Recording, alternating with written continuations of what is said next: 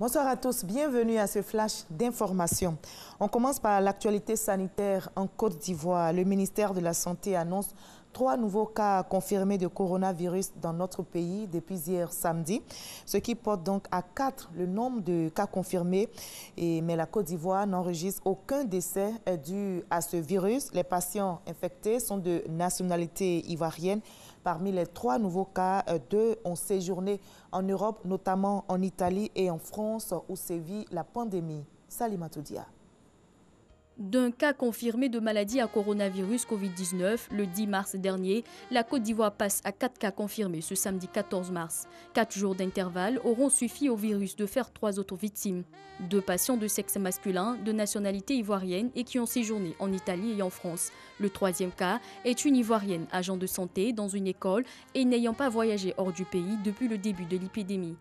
Selon le communiqué du ministère de la Santé et de l'Hygiène publique, elle aurait été probablement contaminée lors des soins par un contact infecté non dépisté qui aurait séjourné en France pour les vacances scolaires. Les malades sont pris en charge au CHU de Trècheville par le service des maladies infectieuses et tropicales. Le ministère de la Santé appelle les Ivoiriens au strict respect des mesures de prévention, notamment le lavage régulier des mains à l'eau et au savon. Voilà, l'épidémie de coronavirus prend de l'ampleur, mais il ne faut pas céder à la panique ni aux rumeurs. La Côte d'Ivoire enregistre des cas, mais le pays prend des mesures pour empêcher la propagation de ce virus. Voilà, en substance, le message du ministère de la Santé aux populations. Le ministre Eugène Aka Awele invite tous les Ivoiriens au calme et surtout au respect des mesures de prévention, notamment se laver régulièrement les mains, éviter les poignées de main, les embrassades, tousser, éternuer dans le creux des coudes. Ce sont autant de gestes à observer pour barrer la route au Covid-19 en Côte d'Ivoire. Et nous verrons dans l'édition de 20h ce soir comment les populations du côté de Bingerville vivent cette situation.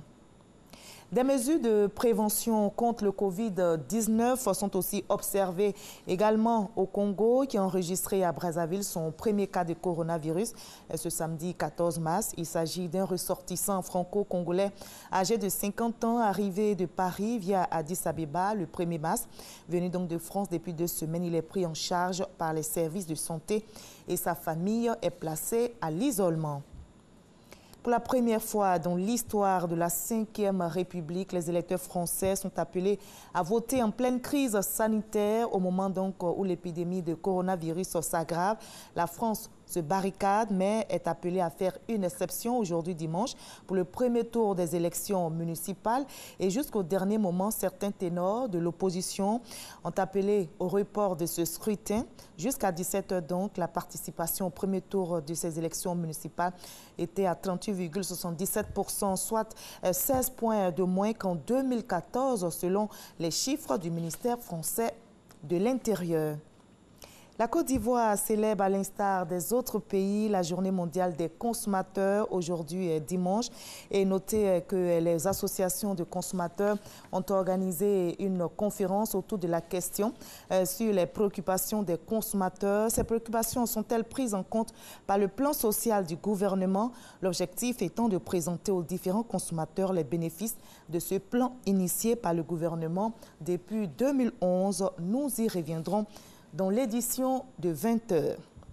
En République démocratique du Congo, Thomas Lubamba est libre. L'ancien chef de l'UPC a quitté la prison de Makala à Kinshasa où il a achevé la peine de 14 ans de prison à laquelle la Cour pénale internationale l'avait condamné pour avoir enrôlé des enfants et les avoir fait combattre en Ituri.